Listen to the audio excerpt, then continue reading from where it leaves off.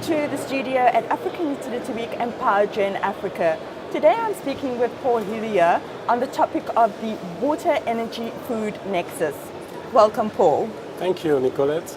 So, Paul, we're going to talk about what developments have transpired in the past year with regards to the Water, Energy, Food Nexus and what we can look at into the future. In the last few years, quite a lot has been happening since 2014.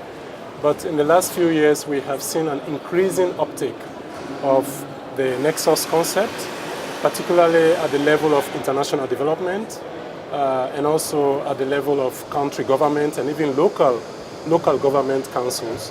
They are uptaking the idea and trying to operationalize the concept, which is a really very important development for us, because you remember most of the work has been on advocacy work, and now we are seeing the operationalization of the concept. We think this will continue in the future, and we hope it does. There are still some challenges, definitely, in how the concept can be operationalized, data requirements, especially for countries in sub-Saharan Africa, tools that enable Nexus uptake. But on the whole, we see some developments in this area, and tools are being developed, more research is going into it, and the concept is being operationalized at various levels. Do you think that there's a lot of organizations that accept the Water, Energy, Food Nexus now as being something they have to report on, and how are they reporting on that? Specifically around digitalization being an enabler of that. Indeed, we see a lot of organizations, international organizations, even funding agencies, doing calls for proposals, but supporting also grants and financial programs that help to operationalize the concept. Of course, digitalization is very important.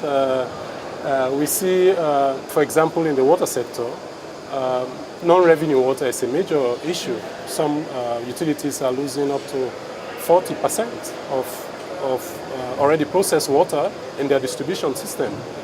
Digitizing the distribution system to report immediately if there is a leakage somewhere can go a long way in quickly identifying the problem and fixing it. And we see this concept with smart cities, and this is gaining momentum as well. So it's really important, and yes, digitization can go a long way. I'm so glad you mentioned smart cities. Disruption is another concept that we're hearing about a lot. So how does the Nexus principles be influenced by disruption? Of course, we need disruption in the Nexus principle. I mean, disruption, of course, in the positive sense. Yeah?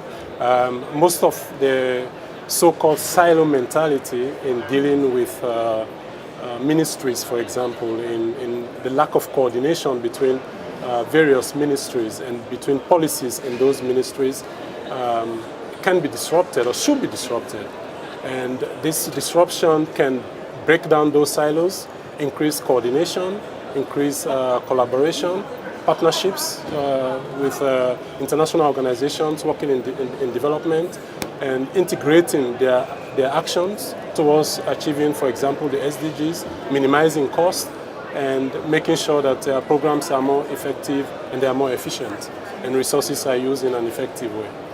Well, thank you so much for sharing that with us, Paul. It seems that disruption is the thing that is needed for the Water, Energy, Food Nexus. Thank you very much, Nicolette. It's a pleasure.